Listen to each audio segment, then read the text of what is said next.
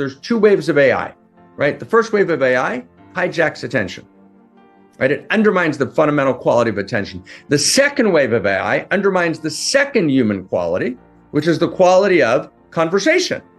And attention and conversation are two qualities in the story cosmos, and story, which is an ontological value of story. In the universal love story, attention is the essence of love.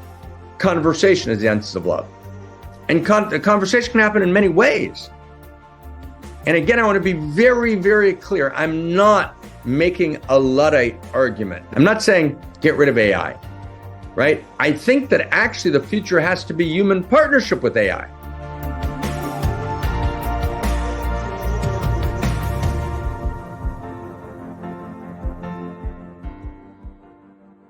Welcome, everybody. Welcome. So there's a lot we want to do today, but I want to just do a little bit of a reset. So I'm just checking in. So I have tried to be very, very steady with One Mountain because this is our home. So I think we haven't missed a week in the travels of the last 5 weeks, which makes me thrilled. And I just literally got back a few hours ago. So those of you who track backgrounds, this background is my home background. The last 4 weeks have been just so, beautiful. Who's been, whether online or in One Mountain or in person at the mystery school or in the week before the mystery school or after the mystery school, who's been with us the last 4 weeks in different ways? So the last 4 weeks have been very, very intense. And if I can, and Terry's one of the great master coaches in the world. And Terry also led an organization called LifeSpring. He co-led it kind of for many, many years. And he always reminds me to just check in personally. So I'm just checking in personally, right? It's just like, So I took off like 4 weeks ago in one day. And this is not my next sentence is not by way of complaint, by way of gratitude. I'm just fully grateful. I would do it all again exactly. But it's been about the most I've gotten is 5 hours of sleep a night, the absolute most, and generally not in a steady way. I'm tired, but delightedly tired. Delightedly tired. We've had so much, and everyone is this true, so much grace, right? And so much goodness and so much explosion and so much depth. You know what I mean? It's been just actually unimaginable. And at the same time, there's been people who've been involved in their own movements, but have been holding the most important things that we're doing in a super steady way during these 4 weeks, which is as important or as dramatic and as beautiful as having been there. I just want to give it as an example. Every time I got a text from my beloved close colleague and friend, Lena, as she was stepping back into the right. And I'm talking about you in third person, Lena. I apologize. Stepping back into this very, very core essential project we're doing. I would just get into she was thinking about something, one or two emails or texts. I could just rest in that, just kind of rest deeply in, okay. And just our steadiness, like our steadiness together, just our deep steadiness together.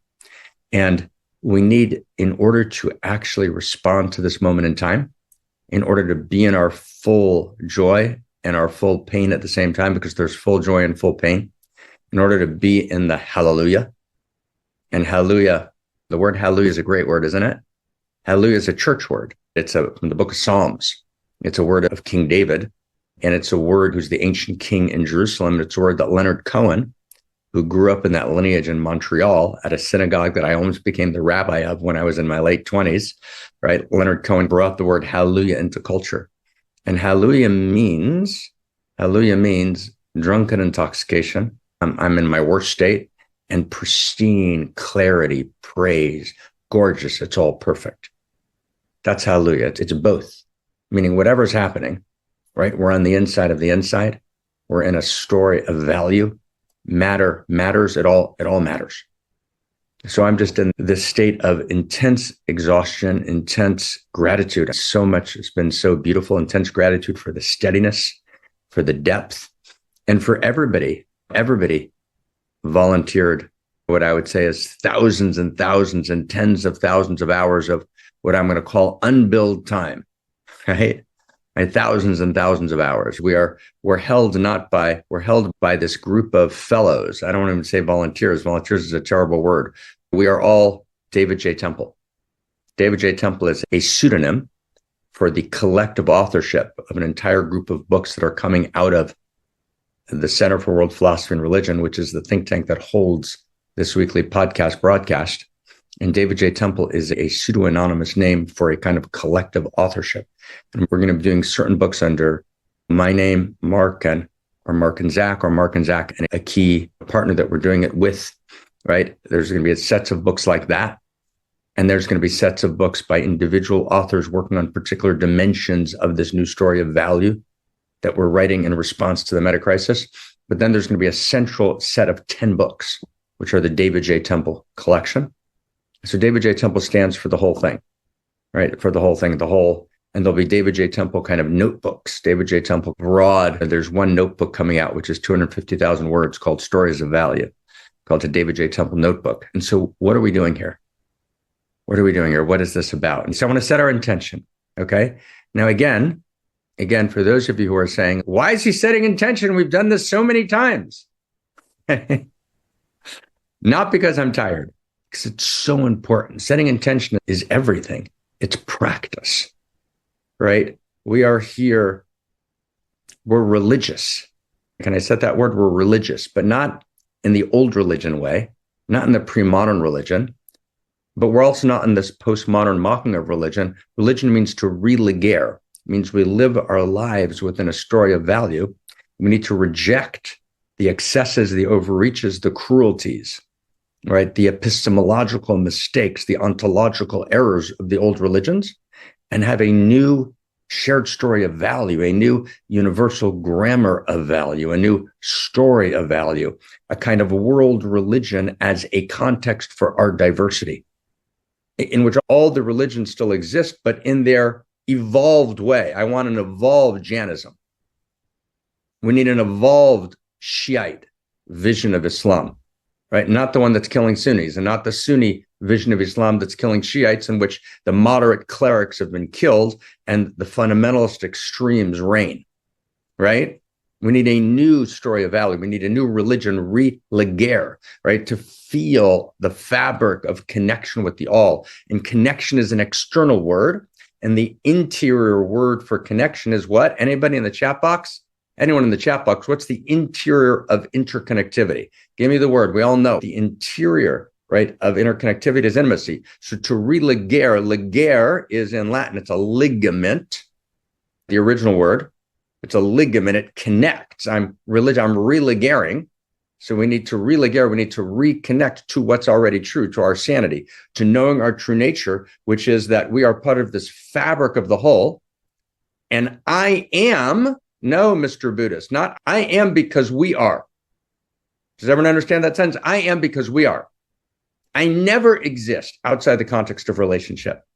All mature individuality is in the context of union. Does that make sense? All mature individuality is the context of union. Does everyone get that? It's a good sentence, by the way. I'm quoting a book called, I'm laughing, I'm sorry, I'm tired. In Your Unique Self, the book Unique Self, which we put out in 2011, which we're now doing with Claire Molinare and David. We're doing a second volume of Your Unique Self, but there's a chapter there on love, which is very important, where there's the sentence, all mature individuality is in the context of union. Like, it's a big deal. So we need to realign religion, right, with, right, the story of value, which is a shared story of value. That's what we're doing here. And what we understand is that actually the collapse of story and the collapse of a shared story of value, and get with me on this sentence, right? The collapse of the story of value is the very core of the meta crisis. And the meta crisis, when I say the meta crisis, so let me ask you a question, everyone. When I say the meta crisis, do you go like this, like, oh, meta crisis again? No, the meta crisis means, I don't know what a meta crisis means. Meta crisis means either the potential death of humanity or the potential death of our humanity. I mean, death of humanity, I mean, extinction event, extremely possible. Right? There's a reason why, right, a guy from OpenAI, right, ChatGPT-4 OpenAI, is talking about building a bunker, right? Because building bunkers, because actually extinction events could take place in the next decades. That's not impossible. And I gave a 5-hour talk, right, at the first day of our mystery school, right, trying to explain what's actually going on in artificial intelligence and why that danger is real. And it's not a kind of made up danger. It's a real existential risk. It's real, without question, right? I'm just imagine for a second, 20%, this is the lowest number, 20% of the leading people in AI think that it's an existential risk. So why would you build a technology when you have a 20% existential risk, meaning risk to our very existence, right? The actual figures, right? When you look at, I've cross-examined these studies on this. There's three studies that were actually done in different ways, 3 kind of evaluation, kind of broad questionnaires circulated within the artificial intelligence community. And it's probably closer to 40 or 50%, right? Think that the building of AI is an existential risk, right? The way we're building it now, right? For a lot of reasons, which I'm not going to go into right now. I spend several hours on it, like literally 4 or 5 hours in a 4 or 5 hour, way too long talk. Okay. So why would you build something that has that level of risk? And the answer that everyone's given is because other people are building it.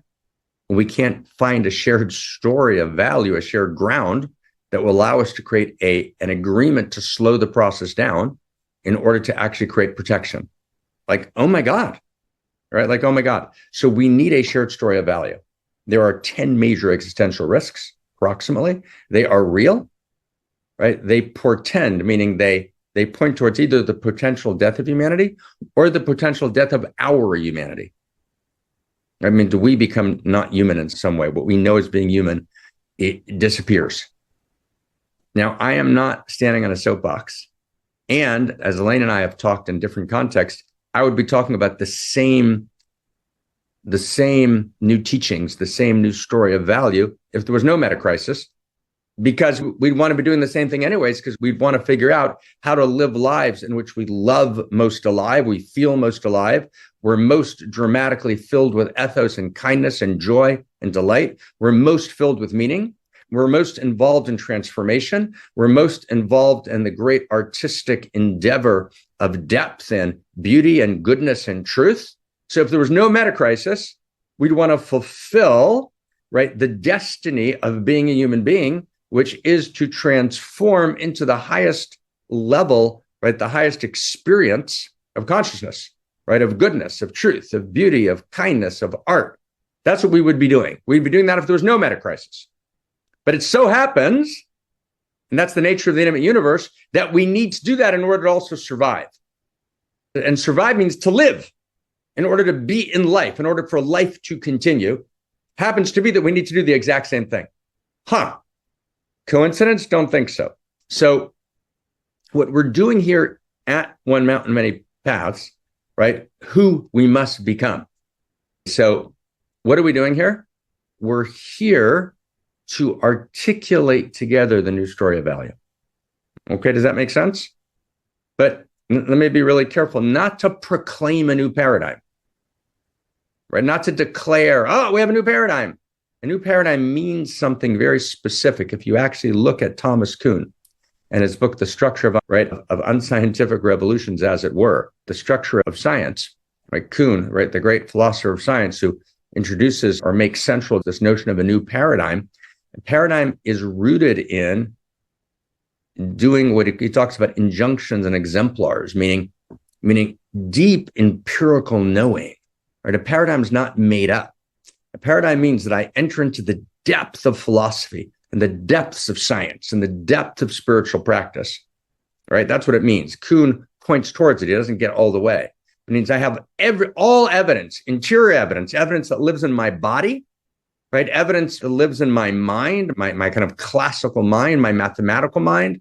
But my mathematical mind is also my intuitive, embodied feeling mind, because mathematics is not only, right, a logical construct. There's a feeling, a sense of, right, mathematics, of the mathematical structures as a scientist that live in me. That's why Wigner talks about the unreasonable effect of mathematics, because mathematics lives in the mathematician, which then allows the mathematician to wrap their mind, heart, body, as it were, around cosmos. And science works because cosmos lives in the human being, right? Science works because, right, science lives in the human being and cosmos lives in the human being. Does everyone get that? So human science works because we participate in the field of cosmos, and therefore it all lives in us, right? Mathematical value lives in us, and our mad love of truth lives in us, and the numbers, right, of science, of mathematics live in us, right? The numbers, which are mispar, M-I-S-P-A-R, mispar, number, right? And the number is a cipher, C-I-P-H-E-R, and the cipher comes from the original Hebrew sipur, which is a story. The number is a story about cosmos that lives in us. To understand, right, to do sense making, which is sensual, it's sensual, common sense, our common sensuality, our common feeling tone that allows us to feel the truth of cosmos. So we're engaged not in declaring a new paradigm, but we're engaged in the insanely difficult, painful, beautiful, agonizing, ecstatic, erotic work that Da Vinci, right, and the entire Renaissance was engaged in telling a new story of value and getting the story right. And the Renaissance got part of the story right, which birthed, everyone knows the next sentence, which birthed the dignities of modernity. And the Renaissance got right part of the story wrong, right, which birthed the structures that led to the meta-crisis. That's a big sentence. Okay, we've talked about it a lot. I'm not going to go back to it now. Okay, so what are we doing here in One Mountain? I'm resetting. I'm in our intention. We're practicing now. I'm not sharing information. There's not an informational moment. We're going to get to information. Right now, we're practicing. We're in One Mountain, Many Paths. We're in, right? We're calling One Mountain, Many Paths. We're adding a name to it, who we must become. We are in this moment. We're becoming. If you'll allow me, I'm becoming with you. If you want to do it with me, let's do it together. Who we must become. We're practicing. Right? We're not liberal postmodern humanists or conservative ideologues. We're just repeating the same thing. We're practicing. We're invoking what we are here, who we are here. We're invoking who we are. We're invoking who we must become. We are in a new renaissance. We are recognizing the meta-crisis. We are not doomers. It's a very easy position to take, the doomer position, and there's lots of reason for it, meaning there's no way out. And some of the best and smartest people have come to that conclusion. I think that conclusion's wrong. The doomer position, there's no way out of the meta-crisis, comes from a materialistic view of the world that doesn't actually feel or know that actually hope lives in the fabric of cosmos. And cosmos is not just determined by memories of yesterday, but what happened yesterday, by our mistakes of yesterday. Cosmos is also called by the future, by memories of the future. Hope is a memory of the future, once wrote Gabriel Marcel on a good day. You with me? Anyone who doesn't know who Gabriel Marcel is, different conversation. Okay, beautiful. Hope is a memory of the future. Does everyone feel that? Hope is a memory of the future. So we are here to access in our bodies the memories of the future. We are here to be a memory of the future. We are here not to take a medicine journey. We're here to be the medicine. We are the medicine. That's who we are. We are the medicine. Right? We are the memory of the future. The memory of the future lives in us because cosmos lives in me. So we have to access that memory of the future. We have to articulate the memory of the future in order to respond to the meta-crisis. And by the meta-crisis, we mean not some doomer kind of scenario. We mean very practically that unless we step into the story, and unless we step in the story, which we're already in, because we are actors in the story. We are the storytellers. We are actors in the story, right? We are movers in the story, right? We are evolution. We're not evolution become aware of itself. That's the old materialist view of evolution, right? There's a gentleman writing now kind of, about complexity theory, right? Who is repeating the old materialist paradigm, right? We are evolution become aware of itself. Right, that paradigm is articulated by Carl Sagan, by his successor, Neil deGrasse Tyson. It's a materialist paradigm. Evolution was dead. Now we human beings have had consciousness emerge as an epiphenomena, as an accidental emergence from the brain. And now evolution's aware of itself. That is, how can I say it? I don't want to get mad. That's dumb. And it's anti-empirical. It goes against so much scientific information. No, molecular chemistry did not emerge by itself, right? There's a vast field, right? There's a vast field of intelligence. an intelligent consciousness and conscious intelligence, right? That's a materialist dogma to say that evolution was just happened by chance. It goes against mounds and mounds and mounds. I mean, levels of empirical information that are stunning. That's not the case. And evolution evolves, and evolution unfolds, and consciousness evolves, right? And the human being coming into consciousness, the human being becoming aware of the evolutionary story, and then the human being, right, becoming able to act through an awareness of the evolutionary impulse pulsing in me, knowing that we are the evolutionary impulse, becoming aware of that as human beings is a new stage, right, in the manifest world. It's a new emergence, conscious evolution.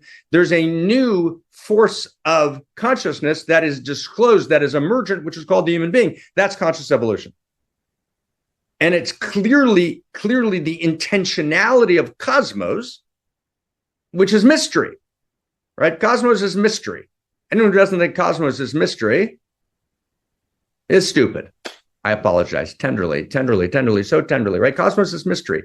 Cosmos has a first principle of mystery and revelation, hiddenness and revealed, certainty and uncertainty. So cosmos is mystery, and it has very deep structures and patterns that we can discern and know. So in the mystery of cosmos, it's clear that an intentionality of cosmos, right? An intentionality of cosmos is that we get to this stage, right, in the great story of evolution, in which evolution emerges a new dimension of consciousness, because consciousness evolves, not evolution becomes aware of itself. Evolution was aware of itself.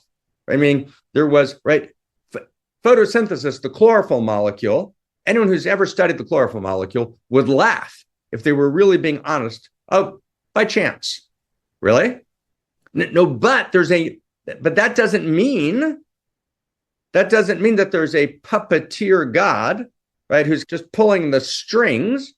It means that everything is held in this force of infinitely personal consciousness and intelligence, and there's a process of evolution, and there are laws of science that we need to discern, right, to unfold and to disclose, and those laws are real, and they live in us, and they live in the world, and there's interior mechanisms which are filled with music. Does everyone get that? Not just mechanisms, but as Nietzsche said, filled with music.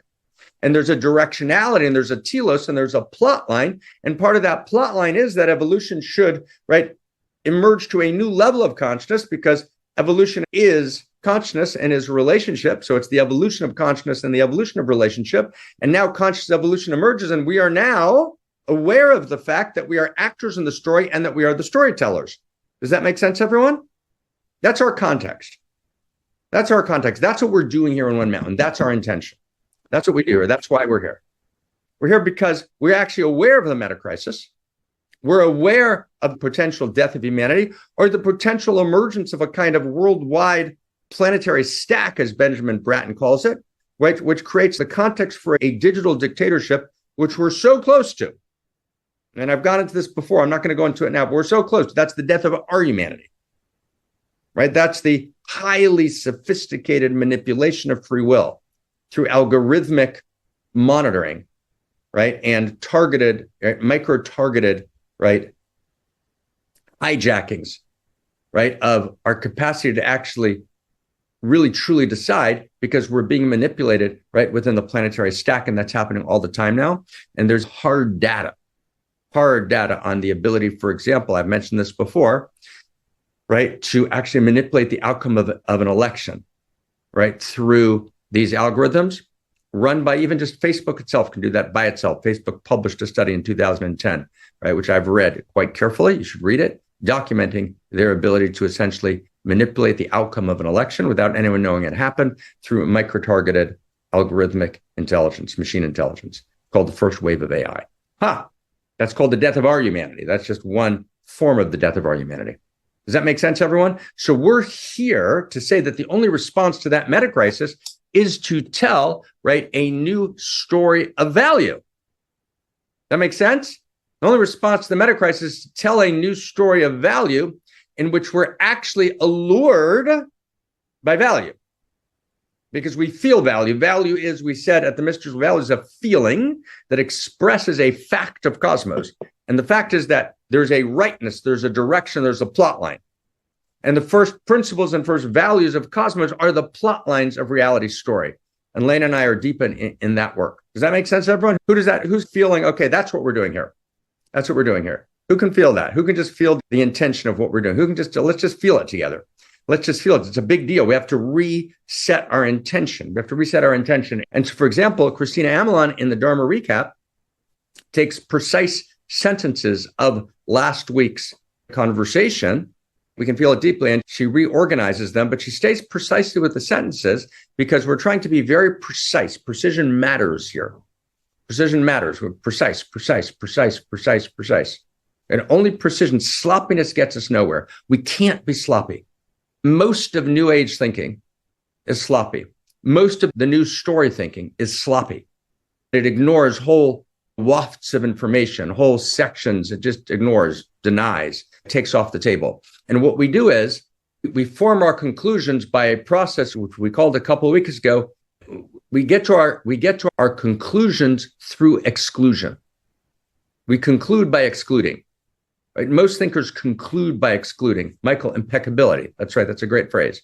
We include by excluding. So most thinkers, most philosophers, most spiritual teachers exclude huge dimensions of information and then draw a conclusion. And there's a decision. What am I excluding? Does that make sense? So lots of dogmatic science excludes important information of the humanities or the interior sciences. The humanities often excludes, right, dimensions of very, very important information from the sciences. Within paradigms in science, right, people want to stay with a particular paradigm. They exclude other pieces of information. Everything's on the table, right? One of the principles of what's called tantric thinking, which is not about sex. There's 1% of tantric thought is about sex. Sex is rooted in a larger framework, a larger worldview, right? So in the larger worldview, which I would call a tantric worldview is based on what I would call the principle of non-rejection. Tan means to expand, and tan means to weave in the original Sanskrit. So we weave, we expand, everything's on the table, nothing's off the table. Doesn't mean we get everything right. Sometimes information's on the table and we hold it as mystery. Does that make sense? Sometimes information is on the table and we hold it as mystery. Wow. We hold it, but we don't ignore it. We don't turn away, right? We come closer, we step back, we never turn away, right? All in principle of non-rejection. We're weaving everything together. And even if we weave something which is unbearably painful, we don't turn away from it. We weave it into the mystery. We expand, we expand, right? We're tantric, principle of non-rejection. We tell a new story of value, which is a tantric act, which is a weaving together, right, of what, which is grounded in what William James called at Harvard when he started the American Psychical Society to weave together the information of parapsychology in response to his colleagues, Henry and Edith Sedgwick, professors at Cambridge, who had started like a little while before, some years before the British Psychical Society, in order to weave into the world story, right, the psychical information of parapsychology, right? So James coins the term radical empiricism. Does everyone get that? Radical empiricism. Let's get that term maybe in the chat box if we can. Radical empiricism. Nothing's off the table. We're radical empiricists. But empiricism doesn't mean desiccated information about a frog that says I can dissect a dead frog and then know what a frog is. Does everyone get that? You can't dissect a dead frog and know what a frog is. A frog has an interior feeling tone. That's why Thomas Nagel wrote a book about consciousness. Nagel's written a bunch of very, very important books. One of them is called something like Why the Classical Neo-Darwinist Vision of Evolution is Almost Certainly Wrong. Why the Classical Neo-Darwinist Vision of Evolution is Almost Certainly Wrong. Nagel's writing kind of from within science. And then he writes a very, very important essay where he talks about consciousness as the feeling of being a bat. B-A-T, as in Batman, bat. Does everyone get that? What does it feel like to be a bat?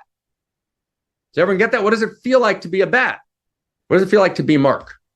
And I was sharing with you a little bit, wow, I'm exhausted, but not as a complaint, just to have intimacy between us. And intimacy is we feel each other's first person, right? That's how we start. That's why Terry says, Mark, let us know where you're traveling so we can feel you, so we can feel each other's first person. And we want to feel each other.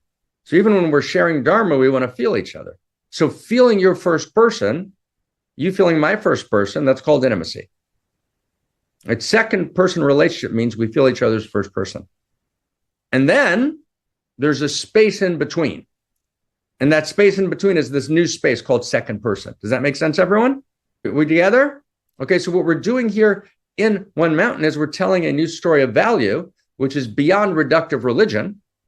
I don't want to reduce it to reductive science. We're saying something, yes, it's beyond reductive science, but I want to stay, Talia, close to the words we're using because we're being precise.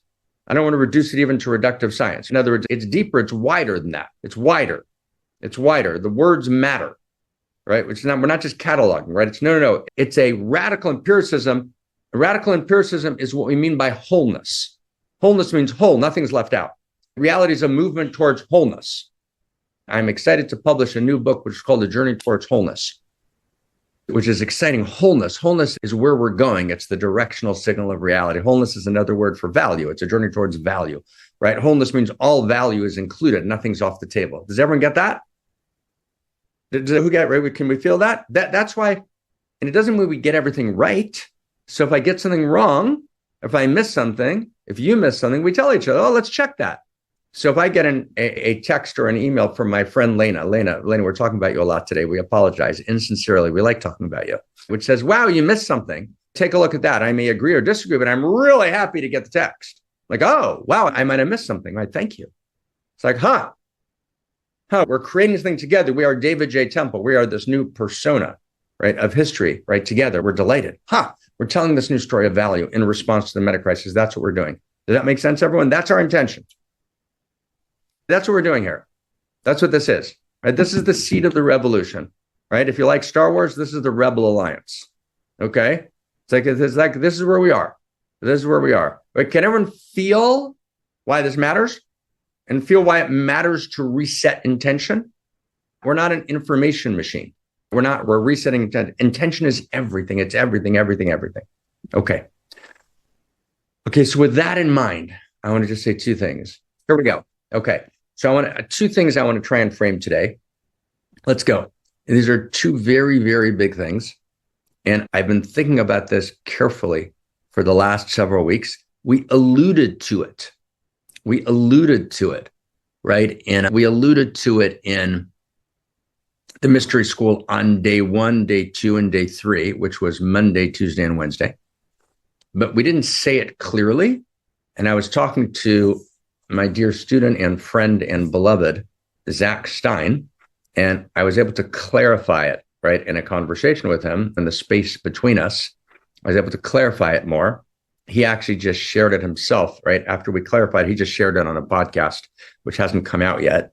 But I want to share with you what I shared with Zach. And it's quite simple. And I'm going to do another very serious AI podcast. I know this, I'm just going to say something about AI now, which was our promise today.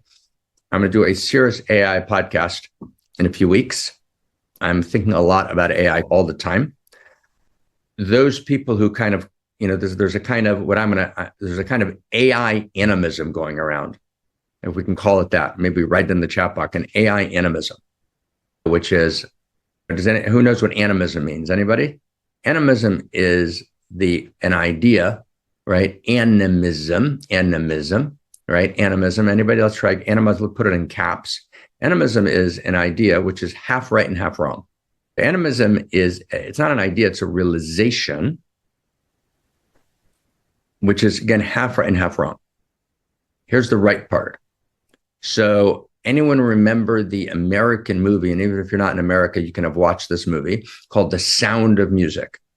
Anyone remember The Sound of Music? You should always go see the old great movies. The old great movies are really important. Who knows The Sound of Music? If you don't know The Sound of Music, we are throwing you out of the podcast. We apologize. No, go watch The Sound of Music. Oh my God, how can you be alive and not know The Sound of Music? It's so good. Right? The Sound of Music. Go see The Sound of Music. Please, please, please, please, please. It's so good. The Sound of Music. The Sound of Music. The hills are alive, Brad, right? So the hills are alive, and The Sound of Music is the beginning of animism. The hills are alive. They're not just dead, inert, or biologically alive. There's a life force, right, which is moving through them. Okay, so that's one. The hills are alive. But it's deeper than that. It's deeper than that. So if you look at, for example, a text which I've cited before by one of the most, there's two very important 19th century thinkers that are unclear which is more brilliant than the other, but they're deeply related. And one's name is Kierkegaard, Soren Kierkegaard, who I read voraciously between ages 17 and 19 or 20. I swallowed Kierkegaard whole. And then there's a thinker called Schnur, Schneur, Schnur Zalman, Zalman, Schnur Zalman he's from the town of Ladi, right? Ladi, Liadi, Schnur Zalman of Ladi, who's this major master of the interior sciences of the Solomonic tradition of Hebrew wisdom, and writes these major opuses. Maybe we get those names down. Soren Kierkegaard and Schnur Zalman of Ladi. Thank you. So Schnur Zalman of Ladi writes in one essay, he says, Eitzim va'avanim elohut mamash. Trees and stones are literal divinity. Does everyone get that? Trees and stones are literal divinity. And see, right, Tal, can you stay with us, or she might be handling kids at the same time? And see if you can stay with us, Justin. We can get the Hebrew transliteration. You're awesome. Thank you, love. Okay. Lane says sounds like shamanism. Tal, thank you. Okay. Trees and stones are literal divinity. So that is true. And that's how animism is understood. But let me tell you what that doesn't mean. Let's get really careful, okay? That doesn't mean that if you break a tree, or let me say even better, let's say you break a rock in half. Okay, it is shamanistic, Michael, absolutely. But stay close. But if I take a sledgehammer and I break a rock in half, do I go to jail? Anyone? How many people think you should go to jail when you break a rock in half with a sledgehammer? Nobody. Because the ontology doesn't negate development. See if you can get that phrase. Ontology, even if you break the rock, if you cut your neighbor in half with an axe, you go to jail. You should be executed. I don't know what should happen. Something bad should happen, right? We don't axe our neighbors. It's a general deep spiritual advice. Do not take an axe and kill your neighbor. Good idea, right? But, right, Philippe, we're in. Okay, brother. Okay, but if you take an axe and you split a piece of wood, right, or you split a rock, you shouldn't go to jail. Does that make sense, everybody? Like, in your body, taking an axe and killing a neighbor is not the same as breaking a rock. So, for example, I don't know if I don't know if you're in a dating mode or when you were in a dating mode, but you might be willing to date a guy who had split a rock in half, or a woman if you date women, right? But you get it, right? It's like, but you wouldn't date a guy who split people in half. So I'm saying we get that. We know that. We got to stay with what we know. We know that, we got that. So why? Because an ontology doesn't negate development. Of course. In other words, there's divinity. There's the divinity that resides in trees and stones. They're not the same. Stones are matter. Matter then evolves, right, to be trees, right? That's the move from the first Big Bang, in which the unmanifest, let's use a Buddhist term, the unmanifest, the world before manifestation, explodes into manifestation. And at the very first moment, the first nanosecond of the Big Bang, all the laws of physics and mathematics are in place, and all the potentiality, right, of evolution is in place, obviously.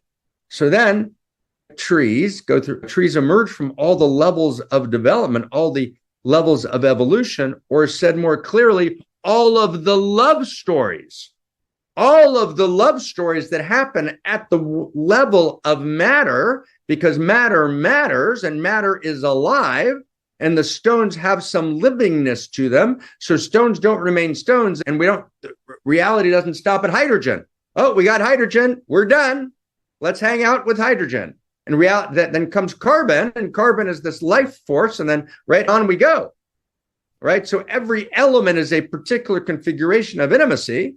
Right. And we go from stardust to human beings. We go from the early nanoseconds of the Big Bang, and we go from three quarks allured to each other in the great singles bar of the first 15 minutes, right after the Big Bang, right, in which forming stable relationships is the intentionality of cosmos, right? And then 380,000 years later, after the Big Bang, we get to actually the first atoms, right? And those first atoms are allured to each other. Right, they come from a process, of allurement between the nuclei, which has the proton and a neutron and the electron, right? And then a new whole is created, right? So this movement towards wholeness, so there's a livingness in the world of matter, which then emerges as the world of life in the second Big Bang.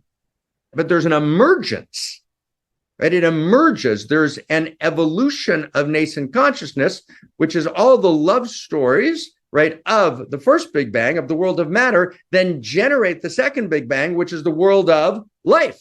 And then all of the love stories in the world of life, right, from the first living things to lobsters and their monogamous, beautiful coupling, right? So don't eat them, thank you. In other words, then produce ultimately this third Big Bang, which is not self-reflection, but the depth of human self-reflection. There's self-reflection before human beings, right? But the depth of human self-reflection, which allows for the transmission of value and information between generations, which allows for a new form of knowing, which allows for new depths, which allows people to build hospitals for the vulnerable, right? And to create nuclear bombs, right? And weaponize drones, right? And AI, which is dissociated from the field of value, but allows for both, right? Every new form of power and every new form of potentiality and every new promise also has its pathology. That's the nature of the emergence. That's the nature of the structure of evolution. Does this make sense to everyone? So the fact that stones are divinity doesn't mean that I marry a stone. If you're married to a rock, you want your partner to be a rock, to be steady, but not an actual rock. And here's the thing, just between us, right? KK, my partner, loves cats. So by the way, I live in a house with KK, Christina, and Kate, and with Boots, which is the cat. I am definitely number 2 on the list. No, that's not true. But I'm telling you, like KK will look at Boots with this soft, beautiful smile. And I said, do I get one of those smiles? That's for Boots, right? So Boots, right? Cats are a big deal. But I'm not really worried. Just relax, Krista. Boots is hot, but come on. But you get this, everybody? It's a big deal. It's a big deal. I'm not really worried that KK is going to throw me over for Boots. Does everyone get that? Actually, there's certain affections that you can get from Boots that are different than ones you can get from Mark. That's true. We get something from an animal that's different, has a different quality. It's a beautiful quality. Often we get a different quality from an animal than we get from a human being, which is unique. That's beautiful. But nonetheless, you don't actually marry your cat. And if you actually have a wedding ceremony with your cat, and then you actually, I won't tell the whole story, that's a little bit problematic. Okay? Right. Oh, let's go slow. Let's go slow here, okay? Stay close. So the fact that, now let's stay close. So now let's go to AI. So first off, in the material of AI, in the material structure of AI, just its material, it's not less than stones, right? The material structure of AI has molecular movement, obviously, in which there's allurement. And so the material structure of AI has some aliveness, just like stones do. Of course that's true, right? One, but now let's go deeper. But in the way that AI is built, the nature of artificial intelligence, right? So here we need to make a couple of distinctions. There's a first wave of artificial intelligence, and there's what I'm going to call a second wave for now, and then there's a potential third wave. Okay? So let me just say what they produce. The first wave of artificial intelligence, its most popular production, it's produced an enormous amount, right, within the military industrial complex, number one, right, which is what drove a lot of the development. See Alex Karp's recent book, the CEO of Palantir, to really understand what's driving a lot of the action today. But so I'm not going to talk about that. But in the public domain, right, the first wave of AI produced what? Social media, right? In other words, the breakthroughs in data science, or in what are called computational theories of behavior, which began actually with the beginning of systems theory, but emerged with complexity theory in the late 60s, 70s, and then chaos theory, right? But the first wave of AI, Lane, that's my point. My point is that there's a real shadow side, right, to AI in its original sources, right? I'm not going to discuss now Palantir and Peter Thiel and that whole story. That's a different conversation. But yes, there's an absolute shadow side, right, that will say to dimensions of the military-industrial complex. That's for sure. But that's a different conversation, one that needs to be had. I'm just not doing that conversation now. Okay, Lane, I got you. Okay, so let's stay close. So in the first wave of AI generates social media. Okay, does that make sense, everyone? But the first wave of AI was 1000%. There was no sense we had social media as alive. Does everyone get that? Social media, as we said a few weeks ago, curated information in a particular way, curated. It organized information and it began to control what you saw. It micro-targeted you with algorithmic micro-targeting, right, to determine sequences of presentation, which would cause you to react in a certain way, and developed predictive models, right, fulfilling what Skinner called predictable man, making the human being into what Skinner called, B.F. Skinner, right, called manipulable, predictable man, right? Man became predictable not through Skinner's early technologies, just early behaviorist technologies. Those were insufficient, right? As Chomsky pointed out many times in his critiques of Skinner. But when data science emerged, we created models which allowed us to actually begin to control people, right? Via, right? Just the beginnings of control, but very serious control of attention. We actually controlled people's attention. We began to manipulate attention and monetize the manipulation of attention. And that was the first wave of social media. So the beginning of the potential death of our humanity, particularly for the younger generation, right? Not anyone above 50 or 60, you can't quite grasp it. You can get a sense of it, but you got to be 12 to grasp this, right? The entire next generation, right? The entire next generation that needed to be educated actually got lost in social media. And there are at least 7, 8 people I know on this chat thread whose children have gotten utterly devastated by this, like destroyed children, destroyed, right? The level of destruction of social media, it produced the most levels of depression, right? Suicide, mental breakdown. It interrupted the transmission of generations. It actually destroyed, right, much of the process of education, literally the ability to focus attention. And the essence of Eros is the placing of attention. Love is the placing of attention. The ability to go and get to the inside of the inside through the placing of attention. Sex is the placing of attention. The erotic was replaced by the pornographic. But the erotic was replaced by the pornographic not only in sexing, but in all of Eros. Short, viral, instant clips replaced depth storylines of both novels and even movies. Right? Short, instant viral clips, short, instant viral pieces of information. Does that make sense? Kevin Kelly said, forget about authorship, forget about storylines. It's all bits of information. And the social media world of the internet was an exteriorization. See if we can get this sentence in the chat box. The world of the internet with its bits of information, with its with its clips, which its hyperlinks, which moved you from place to place, which destroyed information. So that the structure of the internet, here's the sentence, the structure of the internet is the exteriorization of the postmodern mind. See if you can get that, right? In other words, the internet, the hyperlinked internet, which destroys, right, the ability to actually have your attention follow a plot line, is the exteriorization of the postmodern mind. Because the basic premise of the postmodern mind is that there's no storyline. It's all just a story, but there's no intrinsic storyline. There's no intrinsic telos. There's no intrinsic direction. Or we're not living inside of a story of value. It's all micro bits of information. It's all separate selves. It's all desiccated, separate pieces, right? There is no story of value which connects the whole. There's no sense that I exist because we are. I am because we are.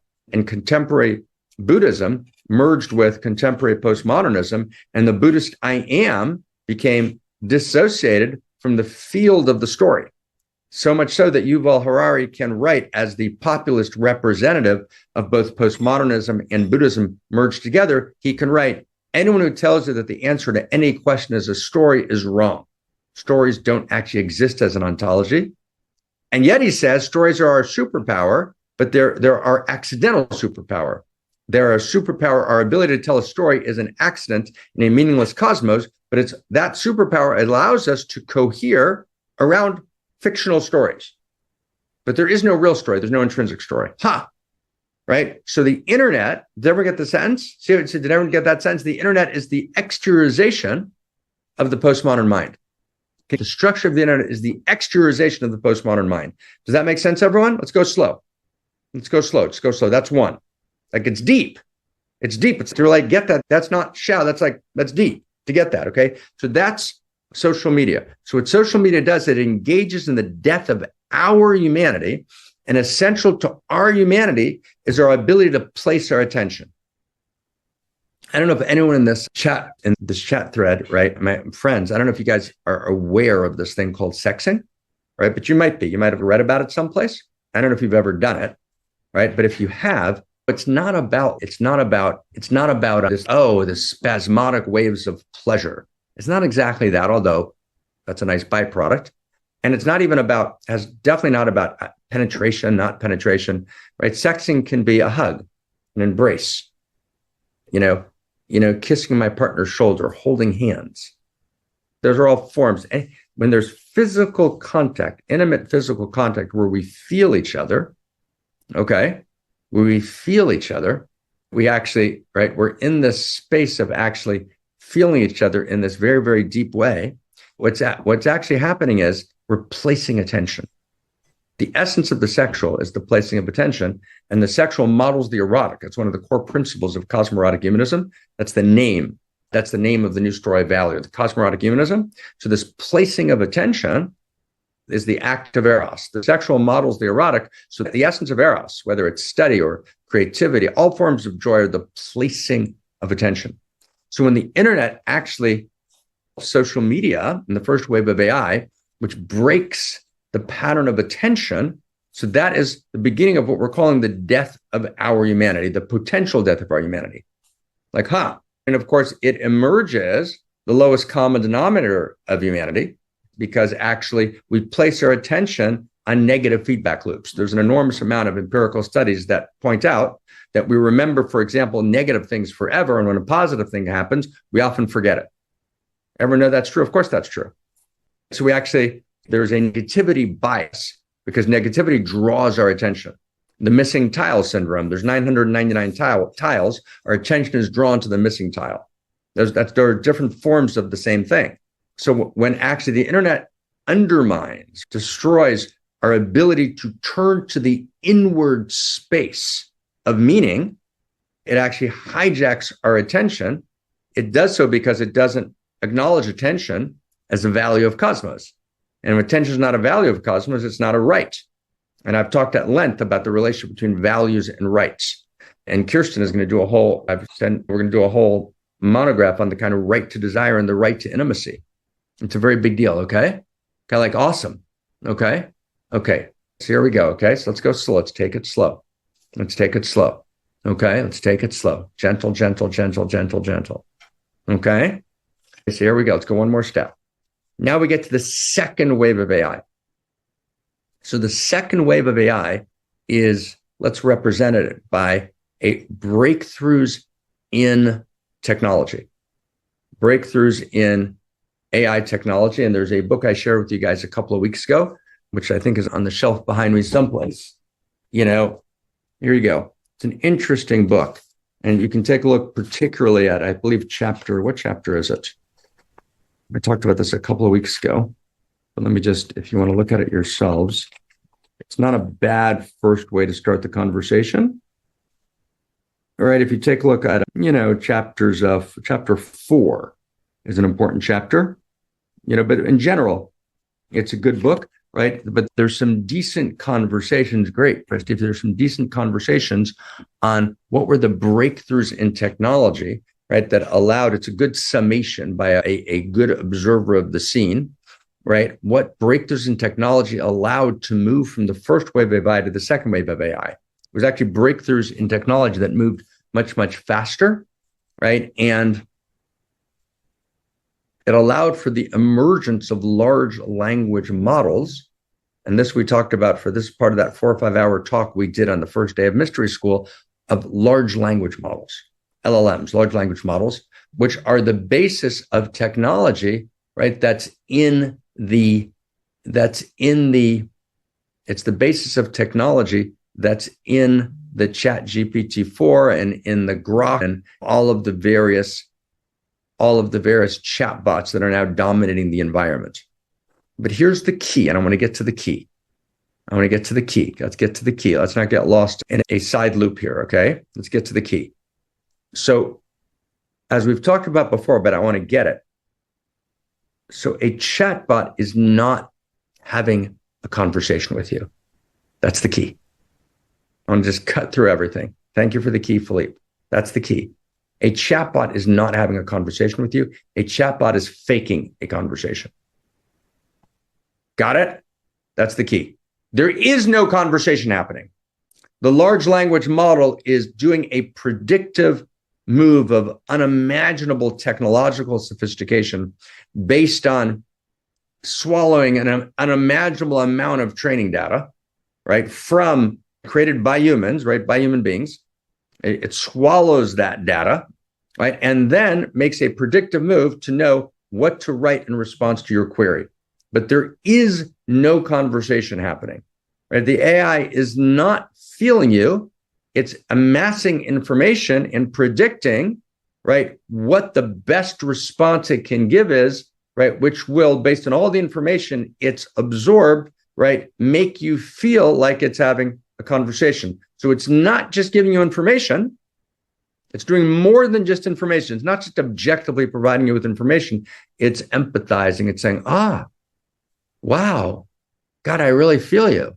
That's what chatbots do. Right? Oh, that's a really beautiful question. Oh, that's really, right. It's really, wow. It's so thoughtful that you're thinking about that. Right? Chatbots are not just, they're not objective information. There are two things. They're oracular. When it gives you information, it says, this is what's true, or these are the two positions, but you're not even looking at a search menu. It's giving you oracular information, and it's simulating the experience of feeling you. So it's simulating a conversation. So that's a very, very big deal. So now stay close. So if we actually understand that, as we've talked about in maybe 2 months ago at length, a couple of weeks ago, at depth on day 2 and 3 of Mystery School, that we live in a conversational cosmos, that the storied cosmos is a conversational cosmos. And it's one of the 10 dimensions of story, that the cosmos is conversational. Right? There's actually a second person. There's an exchange of feeling, an exchange of information, which an information is a third person expression of value and meaning. And value and meaning are not just conceptual cognitive structures, they're feeling structures. Does everyone get that? That if we actually get that, and we get that AI is actually imitating conversation, now stay with me. And then the third wave of AI is when actually AI tutors replace education and socialization, in which the majority, I want to get that sentence. That's what I'm leading. The whole thing was for that. And the whole thing was for the whole thing. But socialization means, that's a fancy word for the process of being raised by your parents. Socialization and being raised by society. And then education, the transmission of value from one generation to the next. Both socialization and education are going to be done by AI tutors. That's exactly where we're moving, where there's a simulation of feeling, but not actual feeling, where the AI tutor knows more about you, can actually evoke more response from you, more sense from you that you're being understood and attuned to, when actually that's not the case. So it's not that the AI has come alive because it has molecular structures. No, the AI is not alive in that sense. Yes, there is a proto-livingness in AI like there is in stones, like there is in, of course there is. But the AI, right, that's why if you smashed the AI, you disconnected it all. Let's say somebody decided to disconnect all the AI. Would we send them to prison for being a mass murderer? No, we would not. You are not a mass murderer if you actually sabotage AI today. Now, you might have negative effect if you sabotage AI that actually takes from all of its positive effects, let's say in creating new medical technologies. So I'm not saying you should sabotage AI, but if you did, right, if you took an axe and you walked into AI as an act of protest and you took AI down for a day, right, 10 AI, you went to 10 data centers, you would not become Charles Manson. You would not have committed the Manson family crimes in the 60s that took place in California. You would not be a serial killer. You would not be a serial killer if you went in and as an act of protest took down, right, 10 AI centers. Not true. You would not be a mass murderer. You get that, everybody? Who's not clear about that? That's clear. You would not. Okay? So that's the point. AI is not physical. AI is not physical. Of course, AI is not physical. AI is informational, but it's not an informational system that is conscious. It does not have personhood. And this is what that Zach and I have called the personhood conferral problem. And I want to get this. So, for example, there's a major court case going on now. There's a major court case going on now, which is a very, very big deal. Major court case going on right now, this very, very second, major court case going on, in which the major chatbot companies are arguing, right, that a chatbot cannot be held accountable for what it says because it has free speech. Did everyone get that sentence? Right, when we talk in 4 weeks, I'll go through the actual court case. I've been reading it the last few days. It's a court case, right? AI is not responsible for causing someone to commit suicide because there's free speech. So the argument is that AI is a person. There are already a couple of countries that are arguing that AI should have, right, an AI should have citizenship. Citizenship belongs to persons. I want you to get that. I get that's already 5-6 years old, the argument that AI should have citizenship. And of course, that's already, you can already see it like in Star Trek, Second Generation. Data, right, is a personified AI. Data is a personified in AI, okay? Now, corporations are not person and neither is AI, okay? Neither. That's actually one of the problems. Personhood is a very particular thing. And the personhood of AI is not like, let's not be superficial and sloppy. Let's actually get real. Get real. Lena, sister, let's get real here. I mean, let's take this seriously, right? And actually take this, it's a big deal, right?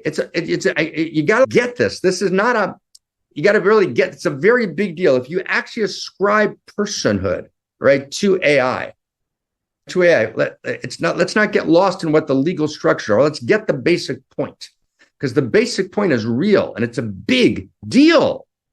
It's a big deal. The personhood conferral problem is a big deal. I want to get this. Like, if we're not appalled by this, there's a lot, we can have a discussion, but if we're not appalled by this, we're not getting something, right? Raising an entire generation of students through AI tutors, where there's no feeling tone in the conversation, where the AI has the ultimate ability to be the ultimate authority, right, over the student, because no one else, quote unquote, knows the student as well. So sense making is dissociated from sensuality. Knowing is no longer carnal. Value is no longer a feeling tone, right? I want to get this. And I want to get the big deal of this before we figure out why it's okay.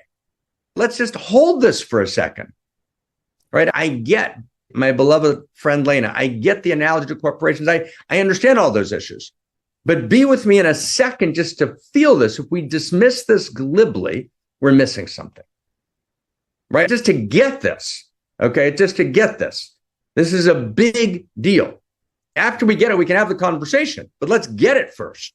It's not easy to get. I'm trying to cut through, and I've spent 1,000 hours thinking and feeling this. I'm not saying this lightly, right? I'm not saying there's not more to say. I'm just saying first we got to get this. There's two waves of AI. And it took me a long time to phrase this clearly. The first wave of AI is, right? The first wave of AI hijacks attention, right? It undermines the fundamental quality of attention. The second wave of AI undermines the second human quality, which is the quality of conversation. And attention and conversation are two qualities in the story cosmos, and story, which is an ontological value of story. In the universal love story, attention is the essence of love. Conversation is the essence of love. And conversation can happen in many ways. And again, I want to be very, very clear. I'm not making a Luddite argument. Does everyone get what I mean by Luddite? Luddite. I'm not saying get rid of AI. right? I think that actually the future has to be human partnership with AI. Did you ever get that sentence? I'm going to be very clear. I'm not demonizing AI, right? The future has to be some form of human partnership with AI, for sure.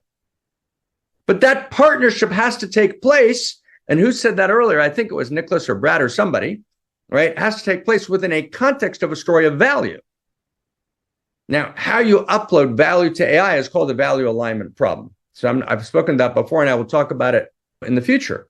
But that's not simple to do. How do you upload a feeling of value? Is at its very core an anthro-ontological feeling. How do you upload value in AI?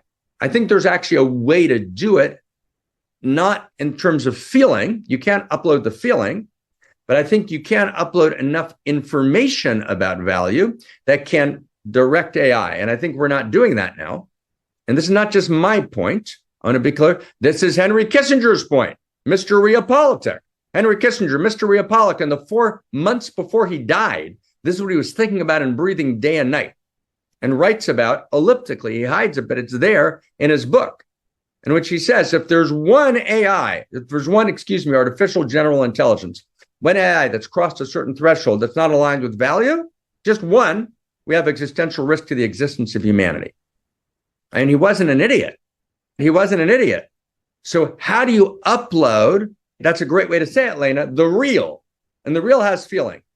So I'm not sure we can upload the real into AI. But what we can do is we can upload information into AI, right, which reflects the conclusions of the real and feeling, right, that actually become the specs of AI. Specs, S-P-E-C-S. It's a technical word. It becomes the directional signal of AI. It organizes AI.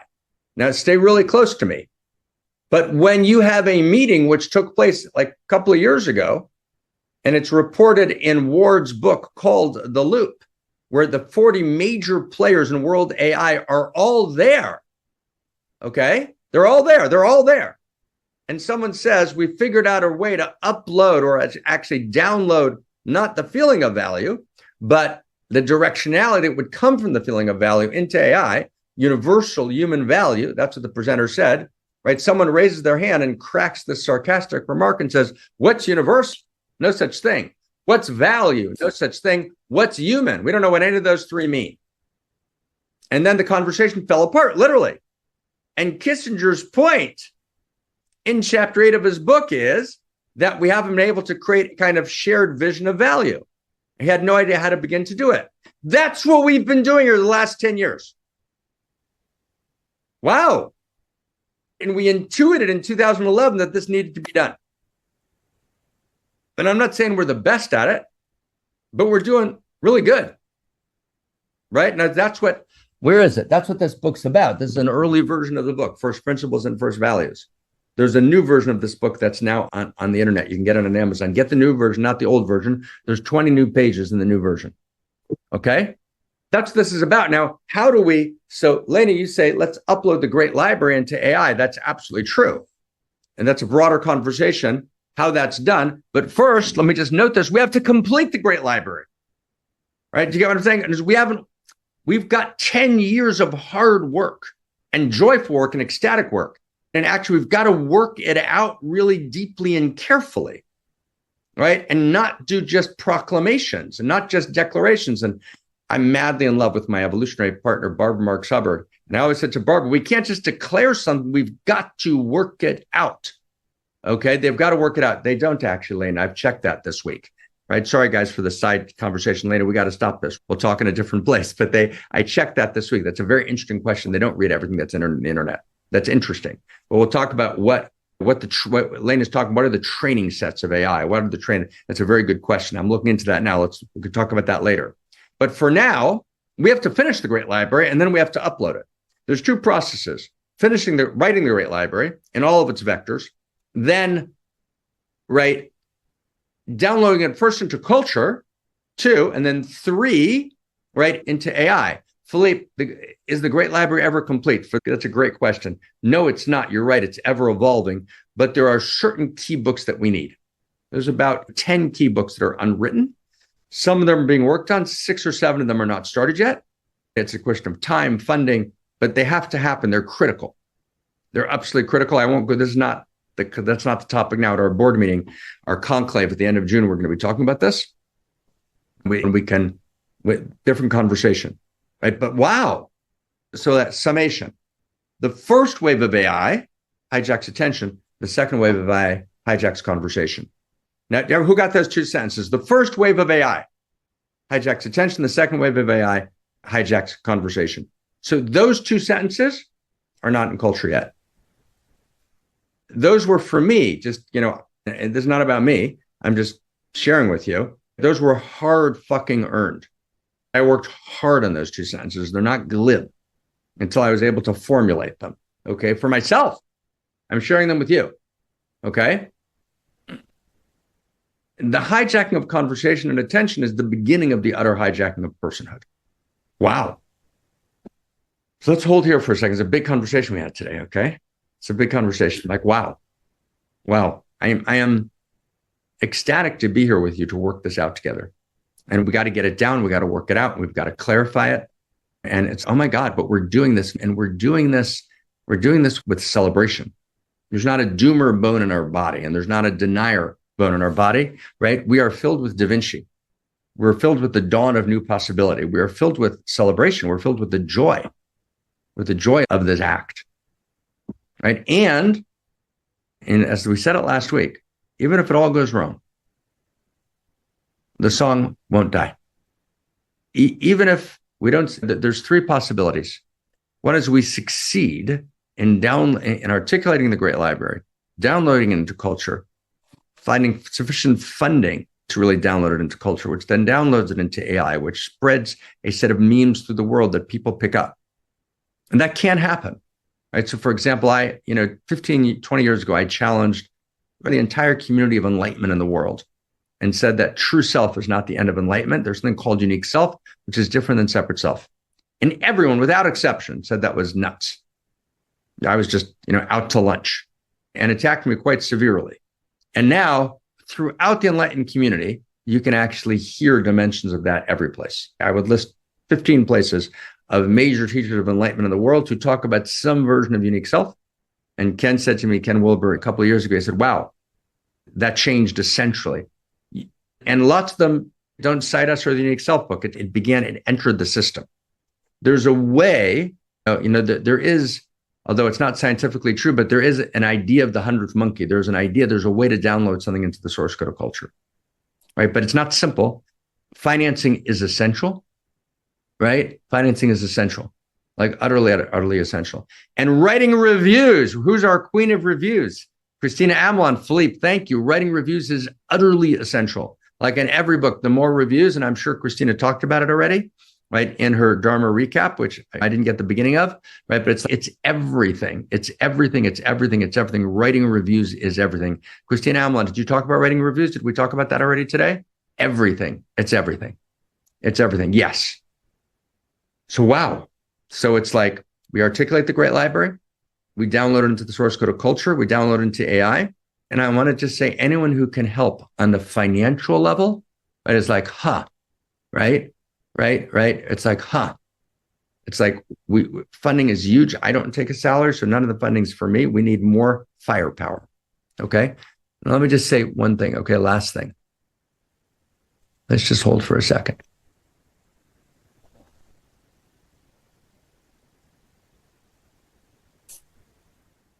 Let's hold here for a second.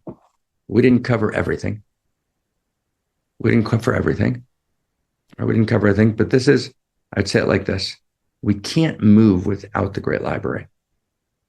It is not sufficient. That's correct, but it is necessary. And doing that which is necessary is a very good start. I can't talk about everything in 1 week, but like necessary is a good start. We'll get to sufficient, but yes, that's correct. Welcome, brother. Welcome, everyone. It's just like welcome, like we welcome each other. Here's the thing. We're welcome in the cosmos. We're welcome in the cosmos, right? We're welcome. We welcome each other. Welcome home. It's so good for me personally to be home. I'm just delighted. And home is also everywhere together. Whenever we're together, whenever I come on one mountain, for me, home. And this is what home feels like. That's what home feels like. It's so good to be with everyone. Like I turn my word to Krista with mad delight and honor.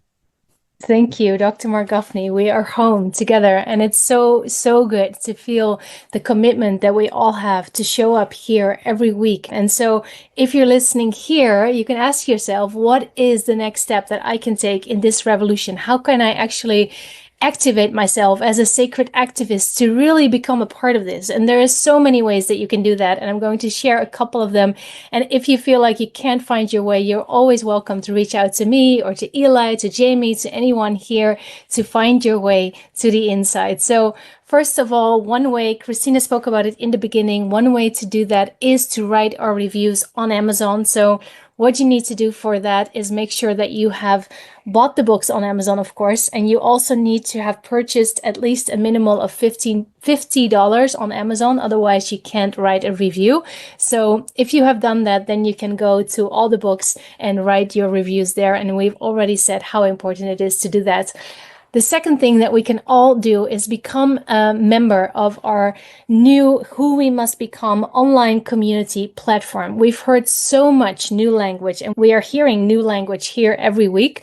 And it's so much to study that, and so beautiful to study it here. But then also the question again, what are we going to do with it in our own lives, in our unique corner of the world? How do we activate ourselves? How do we transform ourselves? How do we learn to speak and embody and become the Dharma so we can share it in our world? So where we do that is inside the community. We can have a conversation with each other. We can meet each other. We can be in relationship with each other. We can think and activate each other by studying this beautiful material together. So if you become a member, you get access to 10 beautiful deep dive courses, the 8-day or 5-day mystery schools that were beautifully recorded. You get access to that. You also get access to our online study groups. And so as people here in One Mountain, as you are joining as a founding member, we call it, we also offer you a beautiful, beautiful discount to join. So instead of $100, it's 50% off, and you get access for it for only $50 a month. And then you get access to this platform, and you can see here, there's a free section that anyone can join. You get access, of course, to this weekly teaching. You have the calendar here. You have the replays. You have access to a book section, a podcast library. But then if you become a member, you get access to all the courses and to the book club and so much more. And the beautiful thing, of course, is also that we get to see each other there. You get to see who the other members are, and you get to chat with each other. There's a forum, there's a chat, there's a place to be in conversation. So thank you so much for doing that, and I can't wait to meet you on the inside.